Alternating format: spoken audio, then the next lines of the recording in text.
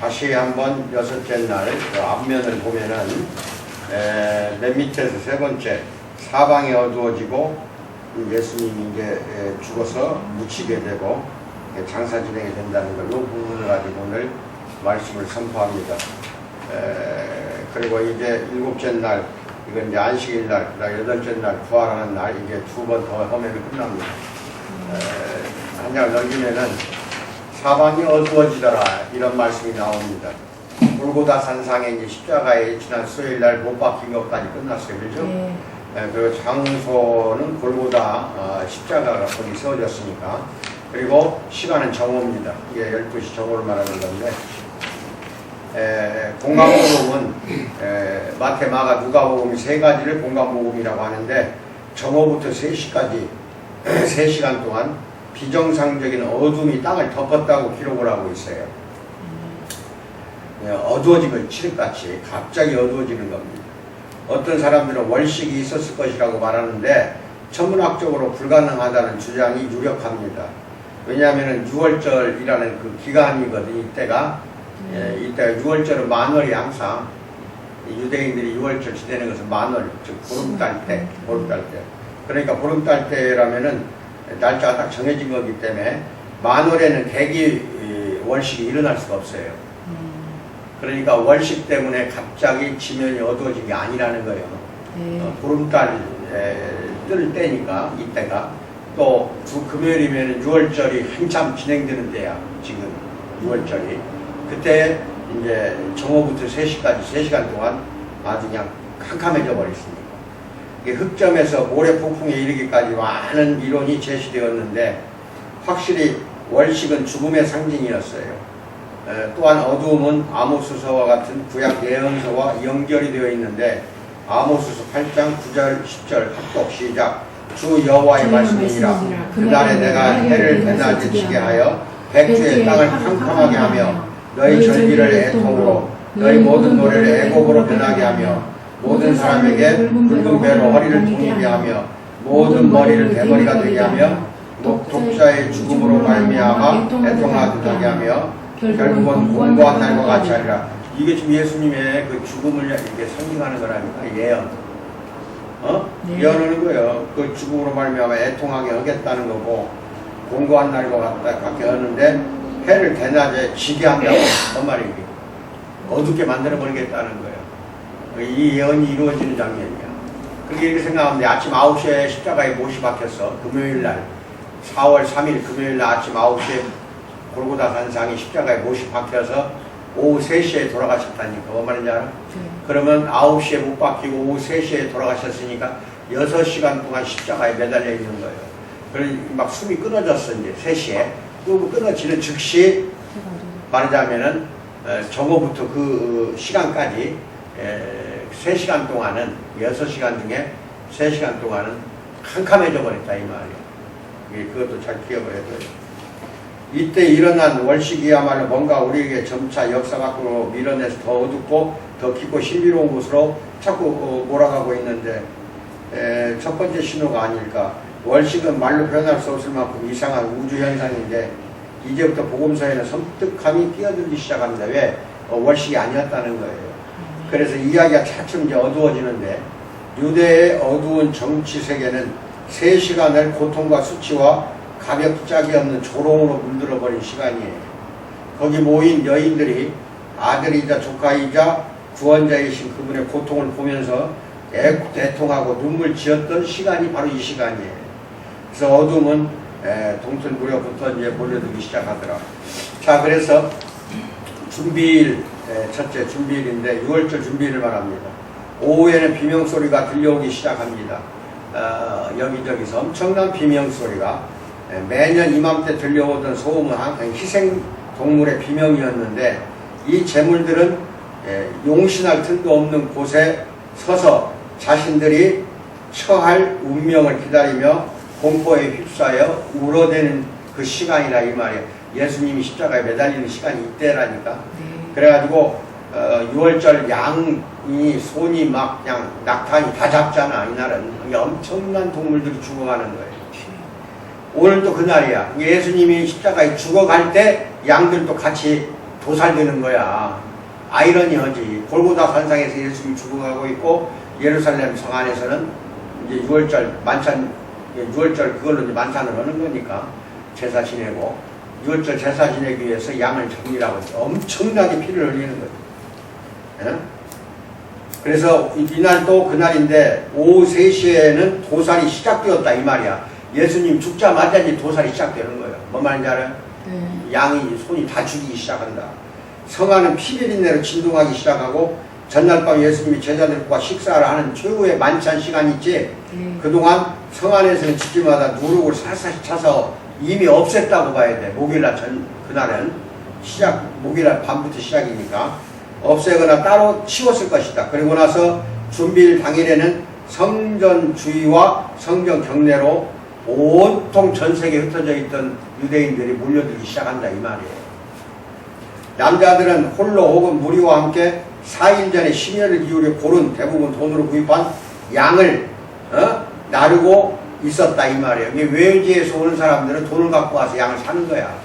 저 멀리 있는 사람들이 양을 끌고 올 수는 없잖아. 그리고 니산월 14일 오후 전에 없는 어둠 속에서 명절에 참여한 사람들은 세 집단으로 나뉘어 성전으로 달려갔고 지정된 시간에 제사장의 뜰에 들어서기 시작해요. 각 집단이 들어가고 나면 그들 뒤로 문이 딱 닫혀버립니다. 그래서 명절에 참여한 사람은 어린 양은 목을 자르고 죽은 양은 가죽을 벗깁니다. 그리고 그동안 제사장은 양의 피를 대야에 모아서 이 대야는 제사장에게 전달되어 제단 위에 올라가고 제단 주위의 계단에 앞으로 뿌려질 것이다 이 말이에요. 죽는 순간에 이러는 거예요. 예수님은 그냥 십자가에서 어린 양이 되어갖고 잡혀 죽고 아이러니하게 진짜 양들 피도 계단에다 이제 모아서 뿌려지기 시작하는 거. 이것이 같이 합쳐져 있는 거예요. 데칼포만이라고 하냐? 이렇게 합쳐지는 거예요. 그걸 생각하면서 해요. 한편 명절에 참여한 사람들은 양가죽을 벗기고 내장을 모두 제거했는데 내장은 따로 모아 제단에서 태워졌어요. 이 의식이 진행되는 동안 레위인들은 음악을 연주하고 시편을 노래하거나 암송을 했어요. 이 시간에 요세푸스라는 역사학자의 기록에 의하면 이때 희생되는 동물들의 수는 가히 충격적이다 이 말이에요. 아마도 과장된 숫자겠지만은 명절 때마다 이 6월절 같은 명절 때마다 도살된 양의 숫자가 25만 6,500마리라고 기록되어 있어요. 역사책에. 대단한 거예요. 이날 하루 그냥 다 잡아버리는 게 25만 6,500마리. 이만큼 동물이 2시간 동안 도살되어야 돼. 2시간 동안에. 그럼 분당 2,000마리를 잡아야 하고 20명이 양 한 마리를 들였다고 치면 전체 인구는 약 500만 명 이상이 돼야 되는 거예요. 이게. 뭔 말인지 알아요? 계산을 하면 한 장 넘겨. 근데 이게 좀 과장된 것이 예레미야스라는 신학자가 있어요. 유대인 신학자야. 유대인 신학자가 이 예수에 대해서 많이 연구를 했는데 이 신학자가 예루살렘 인구가 3만 명 정도였다고 한다니까. 그 당시에 예수님 당시 인구가. 그리고 명절에 찾아온 순례자는 8만 명에서 12만 5천 명 사이일 것이라고 예레미야스는 추측하고 있어. 그러나 이 숫자도 수상쩍기는 마찬가지예요. 순례자 수를 8만 명만 잡아도 양이 5,500마리가 필요한데 그러면 분당 1분당 42마리를 죽여야 되는 거예요. 양마다 피를 따로 모으고 가죽을 벗기고 내장을 또 제거하는 작업까지 하려면 엄청난 작업이라 이 말이에요. 목이 잘린 양은 죽는데 2분쯤 걸린다고 해요. 목 잘리고 나서 2분쯤. 게다가 양의 가죽을 벗기고 준비하는데도 2분이 필요하고 그러면 양 5,000마리만 잡는다고 해도 333.33 시간의 일을 할 그런 인력이 필요하다는 거야. 엄청난 시간이야. 따라서 2시간 안에 이 숫자를 처리하려고 하면 170명의 제사장이 필요하다 이 말이에요. 그것도 170명 전원이 2시간 동안 쉬지 않고 최고 효율로 일을 해야 돼. 쉬지 않고. 그런데 이렇게 사람들로 붐비는 지역에서 이것이 가능했을까? 엄청나게 붐비는데 이스라엘의 뜰은 가로가 70m고 세로가 20m에 불과해. 거기서 이 작업이 다 이루어지는데 예루살렘에 사는 사람들의 숫자가 훨씬 적고 도살자에게 2시간 이상의 시간이 주어지고 제사장 숫자가 훨씬 많고 예루살렘에 사는 사람이 모두 제사에 참여하는 것은 아니라고 해야 이 가설이 성립하는 거예요. 이게 얼마나 이 과장된 거야. 앞에 세 가지는 가능성이 거의 없고, 따라서 예루살렘 거주자들 중에도 양을 잡아 제사를 드리는 일에 참여하지 않거나 참여할 수 없는 사람들도 6월절 기념하는 무리에 동참할 수는 있어. 뭐 말이냐면은 이 숫자가 다 각자 양을 다 잡는 건 아니다 이 말이지. 이게 어떤 속죄일도 아니기 때문에. 그러니까 10명 중에 한 2명은 양을 갖다 바친 사람이 있으면 8명 그냥 동참만 했을 거 아니냐 이거야. 그 다음 어떤 상황이든 이렇게 많은 동물을 도살하려면 산업화된 생산 라인, 기계로 해야 돼. 당시 유대 명절은 지금의 하지 수준의 행사 정도가 될 거예요. 하지 3일 동안에는 약 80에서 100마리만 양 100마리에 100만 마리 80에서 100만 마리의 양이나 염소나 낙타가 도살되는데 고기는 가난한 사람들이 나누어 주고 피를 따로 모아 피는 따로 모으진 않았어. 그냥 흘려버렸어. 또 도살은 지정된 장소에서만 가능한데 거기에서 순례자들은 자신과 일행들이 3일 동안 먹을 양만큼만 고기를 떼어갈 수가 있어요. 그러나 시설을 갖추었다고 해도 희생제물 처리에는 큰 문제가 발생하는데 1972년경 한 도살장에서는 동물 시체를 주체할 수가 없어 비상 출구를 내려버리고 불도저를 출동시키는 해프닝도 있었다 이 말이에요.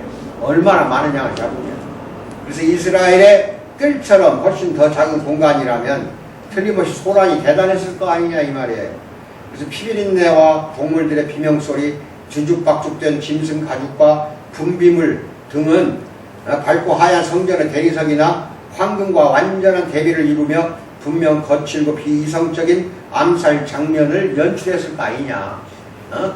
그 화로운 성전과 대비가 된다 이 말이죠. 같은 시간 성읍 반대편에서는 이게 중요해. 이런 난리를 치고 있을 때 성읍 반대편에 있는 골고다에서도 이 소리와 냄새를 쉽게 감지할 수 있었다 이 말이에요. 100m밖에 안 되잖아 거리가. 그러니까 그리고 오후 3시 그곳에서도 이제는 비명소리가 들리더라. 이게 이제 예수님이 죽는 시간이 3시였잖아. 그럼 이 비명소리는 무슨 비명입니까? 그 밑에 따라왔던 여자들 통곡소리다 이 말. 아까 아모스 선지자가 예언한 것이 이루어지는 거예요.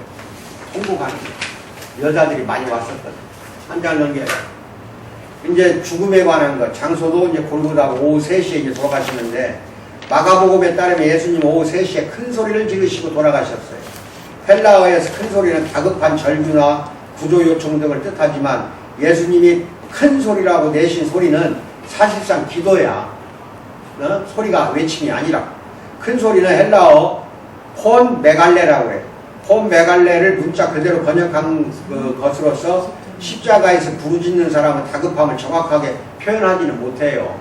큰 소리라고 하면 정확한 표현 아니잖아. 그럼 여기서 큰 소리라고 된 성경의 번역은 뭐냐? 예수님의 기도였다 이거야. 기도.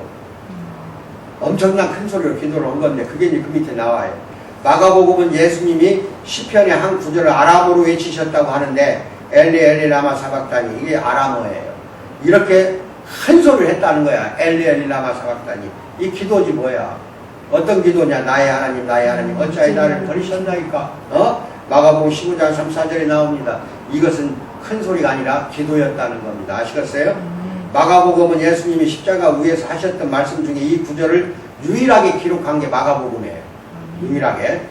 시편 22편에 인용하신 말씀인데 시편 22편에 나와요. 철저한 고독과 소외감에 대한 절규가 되었다 이 말이고, 그리고 실제 예수님의 발언이었음이 확실해요. 마가는 예수님의 외침이 철저한 절망의 절규인 것을 알면서도 뒷부분에 가서는 승리하신 예수 그리스도의 모습을 또다시 묘사하고 있습니다. 감동시키는 뭔가가, 심장을 잡아 뜯는 뭔가가 여기에 있습니다. 예수님의 가장 독특한 습관 중 하나는 하나님과 자신의 관계를 묘사하면서 친숙한 아람어로 예수님은 항상 하나님을 부를 때 아바, 아버지를 이야기했어요. 이게 아람어 아바가 아버지란 뜻이야. 항상 기도할 때마다 예수님은 아바 그랬어요. 아버지 이렇게 사용하는데 주님은 여기서 자신의 모국어를 사용하고 있어요. 이 순간에 아바라니 이 상황과 거리가 먼 단어잖아. 곁에 서 있던 사람들은 아람어 엘로이를 히브리어 엘리야로 생각해서 이 말을 오해하고 말았어요. 아람어 엘로이를 봐라 엘리야를 찾는다 막 그러잖아. 그 밑에 로마 군중들이. 로마 병사가 엘리야를 말을 알아들었는가 하는 문제는 의문의 여지가 있어요. 왜? 로마 군인들은 몰라 이 뜻을. 엘리야를 어떻게 알아? 근데 그 밑에 있는 군인들이 사마리아 사람들이 하면 알아요. 엘리야가 뭐 누군지를. 왜? 사마리아 모세 오경은 예배를 드렸거든. 그래서 다만 여기에서 한 가지 중요한 힌트는 보조군이 이 지역 출신이란 이 지역 출신이니까 봐라 엘리야를 찾는다 그러는 거예요. 알아듣고. 뭐 말인지 알아요? 그래서 로마 병사는 엘리야라는 말을 알 리가 없어. 사마리아 용병들은 아람어를 할 줄 알았다 이 말이야. 아람어를 이게 알아듣는다는 거죠. 이것은 실패의 외침일까? 알아달라는 외침일까? 전통적인 신학은 이것이 포기의 순간, 예수님이 모든 인류를 위해 고통당하시는 순간이라고 주장합니다. 하지만 이것은 그것이 아니라 기도입니다. 엘리 나마 사막단 이게 뭐라고? 기도. 여기서 엘리 하니까 엘리야라고 알아들은 거예요. 밑에 있는 인간들이 엘리야라고 엘리야를 찾는다고. 근데 여기서 엘리 나마 사막단이 할 때 엘리 나의 하나님이라는 뜻이야. 나의 하나님. 예? 그래서 이것은 기도인데 기도할 때 우리는 항상 누군가가 듣고 있다는 희망을 가져요. 그리고 10편 22편은 외로움과 회복을 의로움과 회복을 선언하며 끝을 맺는 시편이 22편이에요. 복음서는 모두 예수님이 포도주나 초에 섞은 포도주를 받으셨다고 기록합니다. 그렇게 사복음서 다 초에 적신 신포도주를 입에다 댔다는 내용이 다 나와요. 복음서 4개가. 누가복음은 이 장면을 앞부분에 배치하지만 요한복음과 다른 공간복음에서는 최후의 순간 직전에 이걸 소개를 하고 있어요. 막 숨이 끊어질 때. 하지만 고통이 진행되는 동안 주님이 신포도주를 한 번만 받으셨다고 생각할 이유는 없어. 여러 번 적셔졌을 수도 있어. 여러 번. 요한은 묘사가 가장 정교하게 나오는데 예수님은 내가 목마르다라고 말씀을 하셔. 죽어가는 순간을 잘 들으라니까. 유사모 누군가 해변에 신포도주를 적셔서 우슬초에 메어가지고 예수님의 입에 대주었다 이걸 알고 있어야 되고, 우슬초를 사용한 것은 예수님이 닿을 수 없는 거리에 있었기 때문이 아니라 잔을 사용하지 않고 액체를 옮기기 위해서 그런 거예요. 뭔 말이냐면은 예수님 우슬초가 길으니까 저 위에 매달린 예수님 입에다가 하려면은 우슬초 끝에다가 해면을 매달아서 신포도 적셔서 이렇게 대줬다 이렇게 생각을 많이 하거든. 그게 아니라 잔으로 이렇게 할 거를 그렇게 높이 올라가 있는 십자가가 아니라니까. 지난 생각을 해봐. 그걸로 우수초를 안 해도 되는데 거기에 해면을 적신 이유가 잔 대신 잔으로 갖다 마시게 하는 대신에 해면에다가 신포도를 적셔서 입에다가 대준 거예요. 뭐 말하냐 알아? 네. 고통을 잠시 잊으라고. 뭔 말인지 알겠어요? 네. 그 다음에 신포도주를 준 것도 조롱의 연장선상에 있는 행동이었는지도 몰라. 사실은 이 순간까지 계속 조롱하는 것이 쓸데없는 짓이라고 생각은 들지만 여기 그릇에 들어있는 신포도주 요한복음 19장 29절에 나와요. 가장 보편적인 음료야. 여기서 신포도주라는 건 평범한 군인들이 마시는 농가의 붉은 포도주다니까. 신포도주라고 하니까 여러분들은 포도주에다가 식초를 탄 걸로 단 어떤 목사님 설교를 그렇게 한다? 그게 아니라 농가에서 먹는 포도주는 싸잖아. 이게 제대로 수성되지 않는 포도주라서 신포도주인 거예요. 뭐 말인지 알아? 싸구려 포도주. 식초를 탄 게 아니라니까? 네. 신포도주를 한 모금 드시고 즉시 돌아가셨는데 마태복음과 마가복음에서 주님은 크게 소리 지르셨어요. 마태복음, 마가복음 설명을 따라서 그렇게 이야기를 하고 있고, 요한복음에서는 뭐라고 하냐? 다 이루었다 하고 외치고, 누가복음에서는 다르게 이야기해. 아버지여 내 영혼을 아버지 손에 부탁하나이다. 누가복음 23장 46절 라고 마지막 말 하고 숨을 거두셨다 이거예요. 이걸 잘 기억을 해도 이게 다 중간을 알아야 돼. 이것으로 모든 것이 끝났다. 실패한 혁명가의 복음이요 종교적 살인 행위와 다름없는 사건이 이렇게 끝나버린 겁니다. 그는 제국의 행복을 위한 상번제의 희생제물이 되고 말았다니까. 여기서 제국은 로마야. 로마의 행복을 위해서 그냥 희생제물이 됐다 이거야. 그래서 첫째 다 이루었다. 예수님의 죽음은 그 방법에서 의문이 남아요. 끔찍하기는 하지만 십자가형은 주요 동맥 중 어떤 것도 끊지를 못해요. 손발에 못이 관통한다고 해도 금방 죽지는 않아. 십자가형은 손발에다가 못을 박았잖아. 그래 동맥을 비켜서 박힌 거기 때문에 바로 동맥이 끊어지질 않아. 그러니까 쉽게 죽질 않는다는 거예요. 그거 잘 알아야 돼, 여기서부터는. 그래서 동맥이 끊어지면 금방 죽지. 근데 끊어지질 않는다 이 말이야. 많은 의사들이 십자가형으로 희생자가 죽어가는 과정에 대해 여러 가지 의견을 제시하는데 적어도 10가지 이상의 이론이 나와. 10가지. 이게 많은 저자들이 서로 다른 이론을 뒤섞어 제시하기도 해요. 이게 잘난 의사들도 막 덤벼들어 이거 해석하는 거예요. 가장 흔한 설명은 희생자가 질식사했다는 것입니다. 팔이 매달린 채 바닥과 발이 닿지 않는 자세가 지속이 되면 근육경련이 일어나고 혼자 숨을 내쉬지 못하다가 죽어요. 그러나 십자가형을 설명하는 고대 기록은 희생자가 오랫동안 살아남았다고 한다니까. 이게 문제예요. 이렇게 설명할 수가 없는 거예요. 어떤 사람은 일주일도 죽질 않아. 일주일도. 얼마나 큰 고통이에요 그게. 로마인들이 이렇게 십자가를 못 박는 이유가 뭐냐. 일주일도 좋고 3일도 좋고 그동안 살아있는 모습을 보라는 거예요. 그래야 역적 모의를 안 하지. 그래야 반영을 이렇게. 그래서 잔인한 것들이야. 바로 죽어버리면 십자가 할 필요도 없지. 오랫동안 매달려 있는 것을 지나다니는 사람이 다 볼 거 아니야. 그래 골고다 같은 높은 데에다가 딱 십자가를 전시하는 거예요. 아래 지나면 다 보도록. 되게 말 잘 들어라 이거. 그런데 이게 얼마나 지독한 십자가형이냐 이 말이에요. 때로는 일주일 동안 버티는 죄인들도 있었다 이 말입니다. 사실상 그것이 목적이야. 앞서 내가 설명했듯이 십자가형은 반역을 생각하는 자들에게 보이는 경고장이야. 이게 로마에 반역하지 말라는 거야. 뭐 말인지 알아요? 이게 비지배민족이잖아. 로마의 속국이잖아. 마치 옛날 일본이 우리를 36년간 다스릴 때 별짓 다 하듯이. 따라서 로마의 입장에서는 희생자가 오래 삼아 고통을 당할수록 로마 사람은 좋아했다 이 말입니다. 이게 일주일이든 10일이든 오랫동안 버티는 걸 좋아한다 이 말이야. 그들이 오랫동안 살아남을 수 있었던 이유는 사실상 팔을 매달지 않았기 때문에 그래요. 팔을. 이게 뭔 말이냐면은 이렇게 양쪽에 아니 안 묶고 여기만 두드려 박았다 이게. 팔을 안 묶어버리고 매달리지 않고. 더 힘들지. 그러니까 그걸 일부러 그런 거야 이놈들이. 그러면 오래 살아요 또 그거 안 묶으면 또. 그래서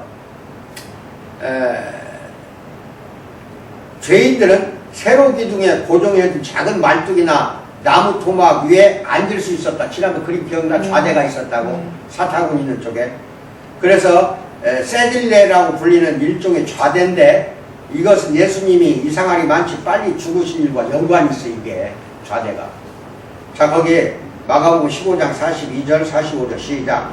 이날은 주일 곧 안식일 전날이므로 저물었을 때 아리마대 사람 요셉이 와서 강돌이 빌라도에게 들어가 예수의 시체를 달라 하니 이 사람은 존경받는 공회원이요 하나님의 나라를 기다리는 자라. 빌라도는 예수께서 벌써 죽었을까 하고 이상히 여겨 이거야. 아이 아침에 매달았는데 와서 시체 달라고 하네. 이게 이상하지. 벌써 죽었을 리가 없다. 이거 일주일도 살아있는데 그 이상히 여긴 거야. 그거야 그게. 예수께서 벌써 죽었을까 하고 이상히 여겨 백부장을 불러. 백부장을 불러서 야 죽은 자가 오래됐냐 하고 물어보고 백부장이 알아본 뒤에 진짜 죽었는가 가서 빨리 알아보고 와라. 알아본 후에 뭐라고 돼 있어? 요셉에게 아리마대 사람 요셉이야 시체를 내주는지라 이렇게 나와요.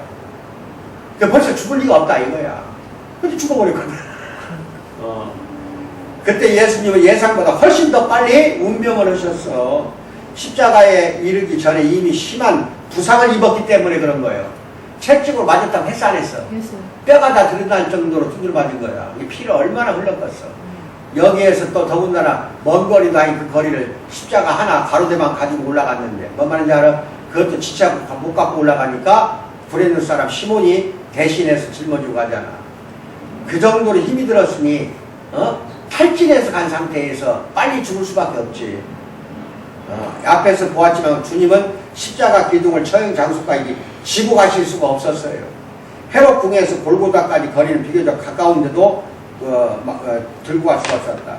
이것은 주님이 이미 과다출혈로 피를 많이 흘렸어. 그동안에 심하게 탈진해 있었음을 의미하는데, 과다출혈이 일정 수준에 이르면 희생자는 저혈량성 쇼크로 부르는 단계에 돌입하는 거예요. 즉 출혈이 너무 심해져서 신체 기관에 산소를 충분히 운반할 수 없는 지경에 이르는 거예요.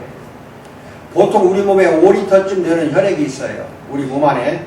저혈량성 쇼크는 외부 출혈이나 내부 출혈로 일어날 수 있는데 10 내지 15% 이상의 혈액을 쏟아내면 몸이 쇼크 상태에 들어가고 30%까지 피가 빠져나가면 쇼크가 심각해져요.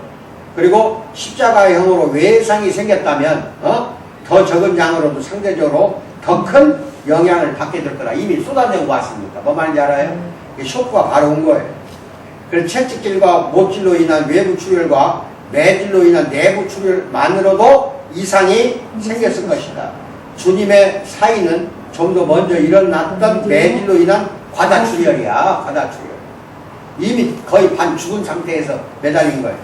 사실상 이런 일은 십자가형을 받는 죄수들에게 자주 일어나는데 실제로 매질 도중에 죽는 사람도 있어. 십자가에서 매달리기도 전에 매질하면서 죽는 사람도 있다니까. 예수님은 십자가에서 운명하셨습니다. 그것은 확실해요. 하지만 십자가는 최후의 인력이자 마지막 채찍질이다 이 말이에요. 십자가는 전시 목적을 가진 형벌이었고 권력의 전시였고 반역의 최후를 광고하는 기괴한 인간 게시판이 되었던 거예요. 그날 아침 예수님이 병사들에게 죽도록 맞았던 것이 결정적인 사인이 된 거고 선고가 내려지기도 전에 이미 유죄가 결정되었던 것처럼 주님은 못에 박히기도 전에 죽음은 문턱까지 갔다가 못에 박혀 죽은 거예요. 그러니까 6시간 만에 죽어버린 거예요. 돌아가신 게 남들은 막 일주일도 안 죽는데 한 장 넘겨요. 두 번째 그의 다리를 꺾지 아니하시고 그날은 거룩한 날이고 또 안식일이었기 때문에 유대인들은 희생자의 시신이 일몰 후에도 즉 6월절과 안식일이 시작되고도 내걸리는 것을 원치 않았어요. 뭔 말인지 알아? 그러니까 금요일날 6월절이 오후에 끝나 저녁 해가 질 때 그리고 이제 안식일이 시작되는 거예요. 그럼 그 안식일이 또 시작되는데 6월절 끝나고 안식일이 시작되는데 내걸리는 걸 원치 않은 거야. 시체가 내걸리는 거를. 그래서 이건 역시 그들은 종교의 예전 중 하나인데 그래서 그들은 희생자의 다리를 꺾으라고 요구해버린 거야. 왜? 빨리 죽여버리라 이거야. 다리를 꺾으면은요 빨리 죽어요. 매달리는 상태에서. 뭐 말인지 알아? 그래서 죽음을 앞당기도록 하기 위해서 그날 예수님 돌아가실 때 매달린 게 3명이었잖아요. 예수님 포함해서. 맞지? 2명은 꺾었어요. 뭔 말인지 알아? 그 안식일이 시작되고 막 6월절 행사가 있는데 어떻게 하겠어? 빨리 죽여야지. 그래 꺾어버렸다 이 말이야. 이게 다리를 꺾는 관행, 즉 로마가 크루리프라기움이라고 부르는 것은 일반적으로 희생자가 더는 자기 다리를 의지할 수 없게 만들어 질시시키는 거야. 다리가 안 꺾어지면 의지하고 있잖아 이렇게 서서. 그러니까 오래 살아. 이제 꺾어버리면 의지를 못하잖아. 그러니까 질식이 빨리 와버린다는 거예요. 꺾어지니까. 뭔 말인지 알아? 무릎을 꺾어버리는 게 뿜질러버리는 거라니까. 얼마나 잔인한 놈들이에요. 빨리 죽게 하려고. 빨리 죽게 하려고. 그런데 앞서 보았다시피 그들은 좌대 겨우지탱하고 있었기 때문에 크루리프라기움은 이미 심각하게 외상을 입은 몸에 더 심한 외상을 가하는 잔인한 방식이야. 무엇보다도 희생자의 몸에 마비를 일으켜 죽음을 앞당기는 거라니까 이거는. 그래서 예수님 옆에 있던 강도들은 이런 식으로 다리를 꺾어서 처리가 되었고 하지만 예수님은 이미 가서 보니까 다리를 꺾으려고 해서 보니까 돌아가셔버렸어요. 예수님이 운명을 하고 돌아가셨기 때문에 다리를 안 꺾은 거야. 근데 강도 2명은 살아있었어 그 시간에. 그러니까 꺾어버린 거예요. 뭔 말인지 알아? 예. 참 이게 대단한 거 이거 또. 그리고 그래서 말하자면은 예수님이 이미 운명했기 때문에 군인 하나가 다리는 꺾지 않고 조사해보니까 돌아가셨네. 그러니까 군인 중 하나가 주님의 옆구리를 확인하기 위해서 찔러본 거야. 여기 봐. 이 옆구리 창을 아래에서 위로 찔러니까 창이 길거든. 긴 창을 가지고 가서 아래에서 위로 찔리니까 옆구리로 들어가서 심장을 관통해 버리는 거예요. 뭐 말인지 알아? 옆구리도 심장까지. 그래서 요한은 자신이 실제로 거기 있었다고 사도 요한은 말하면서 피와 물이 쏟아져 나왔다고 이야기를 하고 있어요. 이 기가 막힌 거예요. 지금부터. 요한은 주님의 죽음을 구약성경에 두 가지 예언과 연관을 시키는데 이로부터 신학적 결론을 도출해내는 것이 요한복음 19장 31, 37절 읽어봐요. 나중에. 그래서 생리학적으로 다양한 가능성이 제기가 되는데 예를 들면 피는 심장에서 나왔고 물은 심장에서 나왔다는 견해가 있어요. 이게 피만 나왔다고 해야 하는데 물이 나왔다고 했잖아요. 물이. 그러니까 막 추측을 하는 거예요. 심리학자들, 나의 생리학 학자들 이런 다 추측을 하는 의사들이. 하지만 더 잘 들어맞는 이론은 따로 있어요.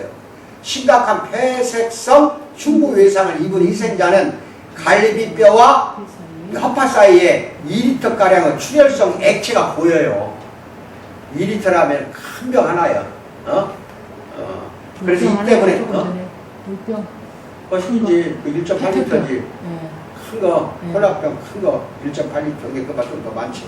붉은 혈액과 더 선명하고 맑은 혈청이 두 축으로 분리가 돼. 우리가 피를 갖다 모아놓으면은 혈청만 왜 물처럼 떠. 그 고체 덩어리 같은 게 밑에 가라앉는다. 끈적끈적한 게.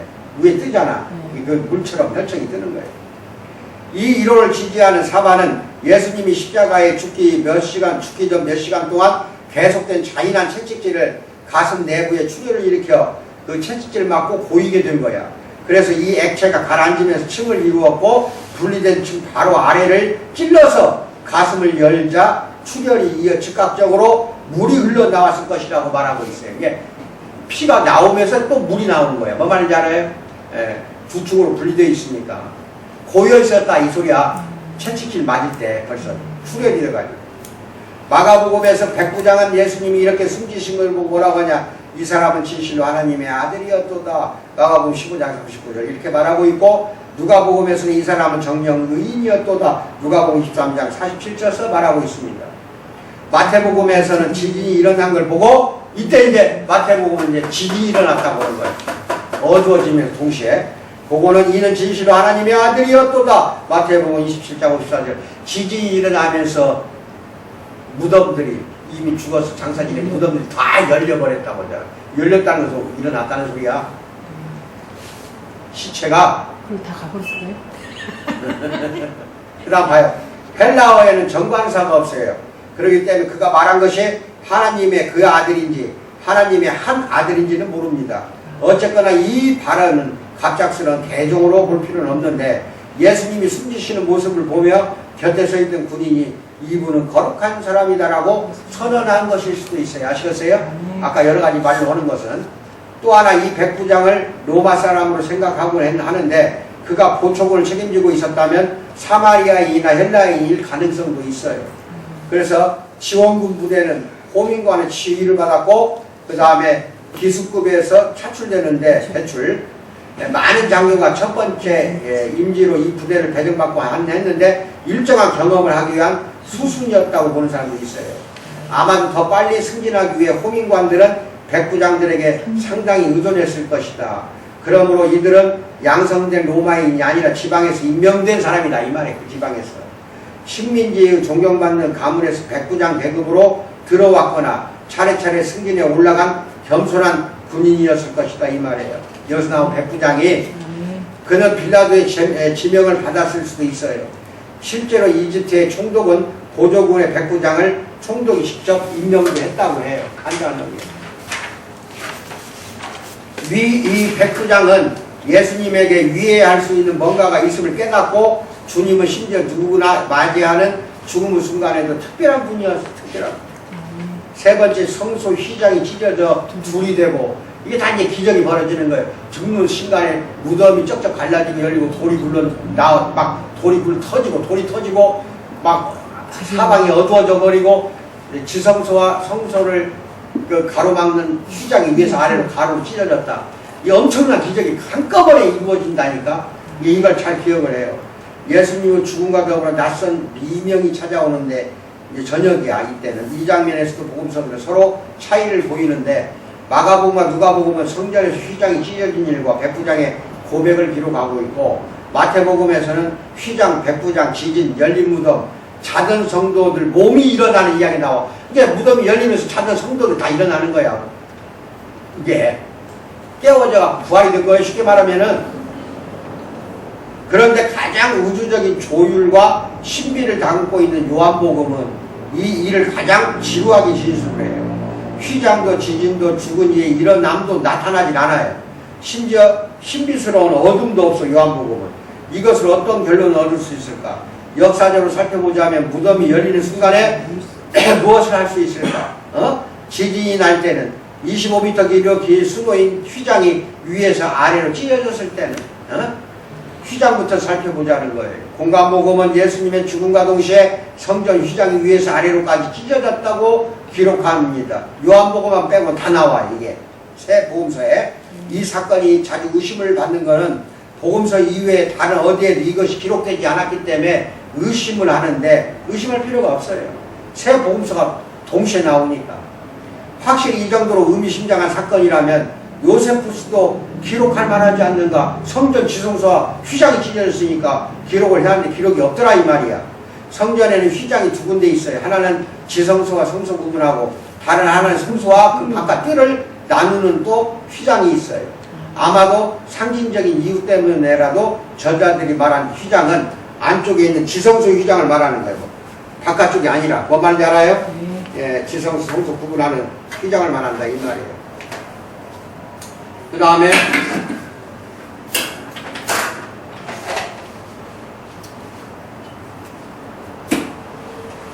기독교 신학에서 휘장이 찢어지는 사건은 그리스도의 죽음으로 모두가 지성소로 나아갈 수 있게 되었음을 의미해. 그전에 그 지성소는 누구만 들어갔지? 대제사장만. 제사장은 성소만 들어갔고 1년에 한 번 속죄일날 대제사장만 지성소에 들어갔었는데 그 휘장은 아무도 못 들어갔어. 또 그 잘못 제사 지내다 보면은 대제사장마저도 그 안에 즉사를 해버려. 그럴 때 대제사장 들어갈 때는 항상 죽을지 모르니까 방울을 매달았어. 다리 끝에다 방울을. 그리고 밧줄을 묶어. 그래가지고 성소 쪽에서 잡고 있어. 제사장들이. 그래가지고 방울 소리가 안 나잖아? 그럼 막 끌어내는 거야. 왜? 방울 소리가 안 나면 벌써 죽은 거니까. 그 정도로 지성소는 아무나 들어가는 장소가 아니라니까. 왜? 하나님이 시은좌에 좌정하고 앉아 있었기 때문에. 뭔 말인지 알아요? 그것이 휘장이 찢어졌다는 건 뭔 말이야? 누구든지 이제는 지성소에 들어갈 수 있다. 신학적으로 보면은. 이제 하나님과의 예수님이 죽음으로 인하여 우리가 하나님과 가까워졌다는 거예요. 이제 알겠어? 그래서 하나님이 있던 자리잖아. 이제는 이 자리에 있지 않겠다. 이런 의미가 있어. 휘장이 찢어졌다는 건 내가 이제는 여기 있지 않겠다. 하나님이 떠나는 장면도 우리는 생각해야 하는데 그걸 생각을 못해. 들어가는 것만 우리가 지성소 안에 들어가서 하나님과 가까이 대면하는 것만 생각하고 있어. 뭔 말인지 알아? 지성소 휘장이 찢어졌으니까 그게 아니야. 안에 계신 하나님이 내가 더 이상 여기 있지 않겠다고 나온 거야. 찢어졌다는 건 내가 여기 이제 이상 있을 필요가 없다. 내 아들까지 내가 죽였잖냐 이 말이야. 이게 두 가지 뜻이 있어. 이거 잘 기억해도 그 의미를 거기에서 벌써 한 가지 의미만 생각하지 말라는 거예요. 찢어져 버렸어. 찢어질 리가 없는 휘장이. 왜? 하나님만 거기가 대제사장만 1년에 한 번 들어가고 하나님만 거기가 있는 거야. 근데 휘장이 찢었다는 거예요. 나와버린 거야 하나님이. 그리고 이제는 내가 나왔으니까 너희들 아무나 들어가라. 이 뜻도 있다 이 말이야. 이제 알겠어요? 예. 그래서 대제사장만이 들어갈 수 있던 곳이 이제 모두에게 열려있다는 뜻인데 사실 여기에는 아까 방금 이야 또 다른 의미가 있다는 거예요. 그 다음에 그 한 행을 더 내려가요. 요세푸스나 필로 같은 유대인에게 성전은 일종의 우주적인 의미를 갖고 있어. 성전이 우주야 바로. 성전은 창조의 중심이었고 요세푸스에게 7초 때는 행성들을 의미했어요. 필로는 대제사장 옷이 하늘과 땅을 대표한다고 믿었고 어깨 양쪽에 놓인 에메랄드는 태양과 달을 상징했어. 어깨에 놓인 거 있잖아 예복에. 이 휘장은 바벨로니아에 들여온 천으로 짜고 청색, 자색, 홍색으로 수놓았는데 요세푸스에 따르면 이것은 창조를 상징하는 거야. 이것도 이제 목사들 잘 기억해야 돼요. 뭐라고 나와? 정교한 세마포는 땅을 가리키고 아마가 땅에서 자랐기 때문에 아마로 만들잖아. 세마포는 삼배. 자색은 바다를 상징하고 이 색깔이 바다 조개류 피로 만들어지기 때문이고 청색은 공기를 상징하고 그리고 홍색은 당연히 물을 상징한 불을 상징한다. 이거를 요세푸스가 기록하고 있으니까 잘 기억해 줘요. 필로나 요세푸스와 동시대를 살았던 마태는 그때 살았던 사람이야. 그들과 같은 방식으로 우주를 이해했어요. 그래서 마태는 휘장이 찢어진 것을 지구가 흔들리고 마태복음에 그게 나오잖아. 바위가 쪼개지고 휘장이 찢어지고 이것과 연관시키는 게 마태복음 27장 51절이에요. 휘장이 찢어짐과 바위의 쪼개짐을 묘사하면서 같은 동사를 쓰고 있어. 이게 휘장 찢어지고 바위가 쪼개지는 게 동사 같다 이 소리야. 훗날 기독교 전승은 이것이 지성소로 나아감을 상징한다고 보지만 동시대의 유대교 신앙은 창조로부터 단절을 의미하는 거야. 이게 터지고 쪼개지고 하는 건 창조로 세계는 이제 끝났다는 거야. 단절.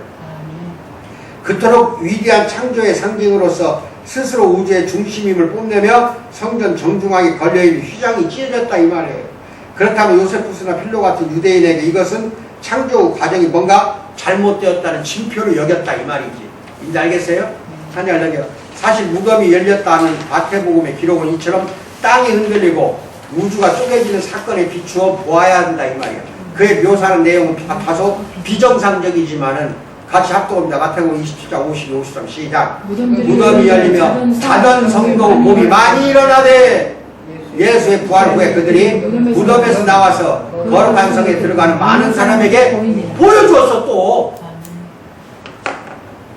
무덤에서 일어난 사람이 예루살렘 성에 봐봐. 무덤에서 나와서 거룩한 성에 들어가 예루살렘 성에 들어가 많은 사람에게 그 살아난 걸 보여줬다 이렇게 나오잖아. 예수의 부활을 이제 미리 상징하기 위해서 이것이 먼저 보인 거야. 예수님 부활하기 전에 무덤에 자는 성도들을 먼저 깨워갖고 보여준 거예요. 뭐 말인지 알아요? 부활한 몸을. 아마도 지진 때문에 돌이 굴러가고 뚜껑이 치워지면서 무덤이 열렸겠지만 좀 더 시간이 흐르고 나서야 성 안에서 죽은 사람들을 볼 수 있었을 것이다. 죽은 자들은 거주지로부터 멀리 떨어져 성벽 바깥에 묻혀 있었기 때문에 그들이 성 안으로 들어와야 그들을 볼 수 있을 테니까 말이다. 지진 때문에 무덤 문이 열리는 것은 비상한 일이 아니었다. 그런데 죽은 자들이 걸어 다녔다는 이야기는 시체가 걸어 다닌 거야. 다른 신약성경 어디에도 기록되지 않고 마태복음에만 나와. 그래서 신약성경 밖에서는 말할 것도 못 찾아봐. 이처럼 정보가 부족하다는 점에서 이 사건은 역사적이라보다도 신학적인 진술로 봐야 한다 이렇게 말하고 있는데 여러분 같으면 어떻게 해? 나는 이걸 믿거든. 믿어야 돼. 뭐 기적이 한두 번 일어나냐 예수님 때문에. 그러니까 믿어야지. 죽은 사람도 다 살려냈는데 무덤에 있는 사람도 다 살리는 거 아무것도 아니지. 네 번째, 갈릴리로부터 따라온 여자들. 복음서들은 각기 다른 전승을 따릅니다. 같은 전승을 따르지만 순서를 달리하기도 하는데 그럼에도 모든 진술에서 일치하는 부분 바로 여인들의 존재에 일치하더라 이거야. 예수님 따라다녔던 여인들, 십자가 밑에도 여인들이 있었지. 나중에 이제 다음 주 수요일날 배우지만은 무덤에 맨 처음에 찾아간 것도 여인이잖아. 몇몇 여인들이 십자가형을 지켜보았다는 거 이미 내가 알려줬어요. 지난 시간에. 그 장면을 상상하는 건 어렵진 않는데 예수님은 십자가형이 골고다의 솟아오른 바위 위에서 일어났다고 한다면 여인들과 무리는 십자가 밑에 이제는 사용되지 않는 채석장 바닥에 서 있었을 것이다. 그 자리가 나중에 채석장이 되는 거예요. 채석장이. 누가복음이 이 장면을 그리면서 이렇게 마무리합니다. 예수님은 운명하셨고 십자가에 내려졌다. 예수님에게 희망을 품고 기다리던 무리는 서서히 흩어졌다. 오직 신실한 이들만 남아있었다. 누가복음 23장 시작. 이를 구경하러 모인 무리도 그 된 일을 보고 다 가슴을 치며 돌아가고 예수를 아는 자들과 갈릴리로부터 따라온 여자들 다 멀리 서서 이 일을 보더라. 아이고 얼마나 슬픈 거야. 이제 그분은 지인들이 책임을 맡을 것이다. 그리고 여인들이 마지막으로 일어날 놀라운 사건을 이제 목격하게 될 것이다. 한자는 장사 지내 오후 3시에 이제 장사를 지내는데 골고다 언덕 근처에 무덤이야. 이 무덤이 보존됐다는 건 대단한 거예요. 여러분 알아야 돼요. 그 내용이 잘 나온다 역사적으로. 그래 저번에 내가 보여줬던가? 예배 시간 전에 여기 저기다가 예수 무덤 발굴하는 거 장면 안 보여줬던가? 영화에서 봤어요. 영화가 아니지. 이건 영화가 아니고 실제로 얼마 전에 했어. 발굴. 그 장면 내가 보여줄게. 나는 점점 어두워지고 시간은 많지 않았다. 아리마대 요셉은 아이고 또 예배 시간이라니까 받지도 말고 나중에 해. 이게 무슨 짓이냐. 이거 다 녹음되는데. 요셉은 빨리 움직여야 했다. 아리마대 사람 요셉이야. 여기서 요셉은 놔둔 일을 걱정할 때가 아니었다. 할 일을 해야 했다. 요셉은 예수님의 죽음을 목격한 후 남쪽에 있는 문들을 지나 헤롯궁 안으로 들어간 거야. 아래로. 거기에서 부유하고 영향력 있는 사람으로서 가진 인맥을 모든 동원해서 빌라도에게 예수님의 장례를 제대로 칠 수 있도록 시신을 나한테 달라고 한 거예요. 이 대단한 용기야. 빌라도 총독한테 쫓아갔다니까. 아리마대 사람 요셉이 저 예수 시신을 내가 무덤에 묻을 수 있도록 장사진에게 도와달라. 나라의 때 시신을 달라고 해버린 거예요. 공의회 회원이고 높은 지위에 있었기 때문에 무시 못하는 건 사실이야. 근데 인맥을 다 동원했다고 봐야 돼. 혼자 갔다가는 이게 안 되니까. 뭐 말인지 알아? 그 정도로 힘든 거야 이게. 그래서 인맥을 동원하는 일은 그렇게 이 아리마대 사람 요셉에게는 쉬운 거예요. 어렵진 않아. 알다시피 빌라도는 예수님이 그렇게 죽어도 마땅한지 확신이 서지 않았기 때문에 이때 마가복음에 따르면 예수님의 시신 아직도 십자가에서 내려지지 않았어요. 그대로 매달려 있다니까. 요셉 또한 세마포를 사오라고 지시해야 했으므로 예수님은 3시가 지나자마자 돌아가셨다는 거 말할 수가 있어요. 지나자마자 돌아가셨어. 시간이 더 늦어지면 이제는 6월절을 지내느라 가게가 문을 다 닫아버린다. 이게 세마포를 빨리 사야 하거든. 이제는. 그래서 마침 요셉의 소유의 빈 무덤 둘이 있었고 부자인데다가 사내들인의 일원이라는 그 정도는 기본이고 앞서 보았다시피 아리마대 사람 요셉이 사내들인 일원이라는 사실, 그가 예수님의 죽음에 동의했다거나 이와 관련된 논의를 했었다는 의미는 아니에요. 빌라도는 예수님이 이미 죽었음을 확인한 다음 요셉에게 예수님의 장례를 치르도록 허락을 한 거예요. 이게 누구 시켜서 빨리 가봐라. 시체를 달라고 하는데 죽었는가 봐라. 백부장을 시켰다, 누굴 시켰다 이 말이에요. 뭐 말인지 알아요? 충격적인 것은 예수님의 장례를 주관한 사람이 가족들이 아니야. 이게 문제. 잘 기억해. 아리마대 사람 요셉이 장사를 지내서 그것도 자기가 사둔 무덤에다가 예수님 시체를 갖다 거기서 안장을 시키기 위해 빌라도에 사정을 했는데 예수 가족은 하나도 안 왔다. 이거 제자들도 하나도 안 왔다니까. 이걸 알아야 돼. 남이야. 이 사람은 물론 존경하고 따랐어 그동안에. 그래도 공의회 회원이기 때문에 막 그냥 벌던 대낮에 만날 수가 없는 거예요. 예수님을 흠모는 그만 하는 거지. 근데 어떤 복음서에는 아리마대 사람 요셉을 제자라고 표현하는데 제자라고. 그만큼 예수님의 먼 제자라고 봐야겠지. 뭔 말인지 알아요? 가까운 제자는 아니고. 왜? 사내들이 공의회 회원이라면은 또 바리새인이라고 볼 수가 있어. 사두개는 아니면은. 그러면 예수님하고 같이 어울릴 수가 없는 거예요. 그 다음 봐요. 그래서 가족도 아니고 세례 요한의 경우처럼 세례 요한이 먼저 죽었지. 핵심 제자들이 아니라는 거야. 예수님의 장례 절차는 분명 남의 손에 의해서 시급하게 급하게 치러진 거야. 장례 이야기의 역사성을 부정한 사람들은 아리마대 사람 요셉을 허구의 인물로 보는데 십자가에서 처형된 사람은 안장이 금지되었는데 어떻게 예수님이 무덤에 있을 수 있는지 이어서 그곳에 사라지는지 설명하려고 꾸며낸 인물이라고 자꾸 그러는데 안장을 십자가에 죽은 사람 거의 하질 않았어. 그냥 매달아놓은 상태에서 그냥 까마귀밥이 되는 거지. 근데 그것을 내려서 또 묻었다? 이거 허구다. 이렇게 보는 사람도 있다는 거예요. 하지만 전승의 힘을 빌자면 그를 좀 더 진지하게 다룰 필요가 있어요. 아리마대스 요셉은 네 복음서에 모두 등장해. 이게 이제 중요한 거야. 한 개 복음서가 아니라 마태, 마가, 누가, 요한복음에 다 아리마대 사람 요셉이 나타난다 이 말이야. 그럼 이건 허구가 아니지. 그가 부유하다는 것도 다 나타나 있고 아마도 지금으로 말하면 저명한 시의원 정도는 됐다 이 말이야. 유명인사. 그의 출신지인 아리마대가 어디인지는 알려지지 않았어요. 이제 나머지 읽어봐요. 쭉 한 장 넘겨. 설명하는 거니까.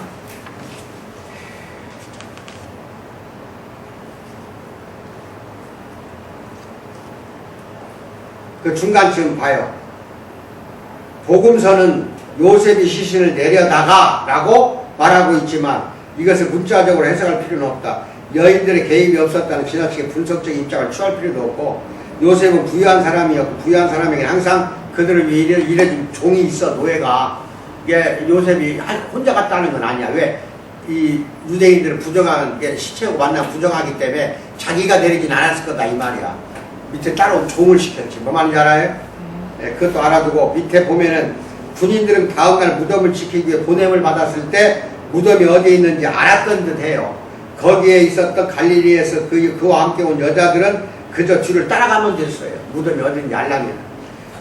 그 다음에 쭉 보면 니고데모라고 하는 이제 바리새인이야. 이게 뭔 말이냐면은 예수님 시신을 내려다가 안장을 하는데 무덤은 아리마대 사람 요셉이 자기가 죽으면은 친척들 형제들이 쓸 무덤을 사놓은 게 있어. 자기가 미리 사놓은 게 있어. 그리 안장을 시키는데 잘 들어야 돼. 니고데모라는 사람하고 같이 갔다 이 말이야. 이걸 잘 기억해야 돼. 니고데모를. 그래서 그리고 요한은 연루된 또 한 사람 니고데모를 언급하는데 그는 전에 밤늦게 예수님을 찾아와서 어떻게 하면 영생을 하니까 하니까 건너야 한다니까 내가 그럼 엄마 뱃속에 다시 들어갔다 나와야 됩니까? 이제 이렇게 물어보. 참 바리새인으로 율법학자도 이렇게 어리석어. 영적으로 잘 분석이 안 되는 거죠. 그래서 유대인 지도자였어. 니고데모는. 그 다음에 한 장 넘겨요. 그 위에 보면은 이게 그 당시에 예수님이 안장됐던 그런 무덤과 비슷한 형태의 돌무덤이야 이게. 뭐 말인지 알아? 그래서 돌을 굴려서 옆으로 굴려가지고 무덤 안으로 예수님 시신이 들어간 다음에 밖으로 나와서 다시 굴려 막는 거야. 근데 이게 높질 않은 게 구부리고 들어가야 돼. 뭐 말인지 알아요? 들어가면 침상이 또 있어. 안에 침상이. 또 벽감이라는 게 나오는 잘 들어. 벽감은 뭐냐면은 굴 속에 들어가서 또 벽을 파가지고 거기에 꽃병이라든지 여러 가지 진열대에다 놓는 장식품, 놓는 그 벽감이라는 게 있어. 또 벽을 파낸다니까. 파내가지고 거기다 진열하는 거야. 이런 형태의 무덤이야 이게. 뭐 말인지 알아요? 예. 그 다음에 한 장을 넘겨요. 전부 다 이제 읽어봐야 돼, 이거는. 오늘 이게 시간이 많지 않아요. 그 다음에 넘기면 2번이 있어. 그들이 돌아가 향품과 향유를 준비하더라. 엄청난 향품과 향유를 준비했는데,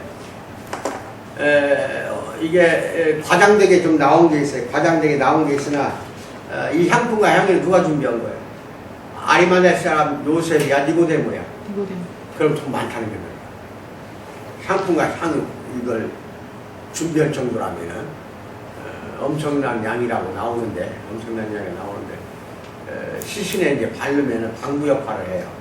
어느 정도 바로 썩지 않는다는 게 시신이.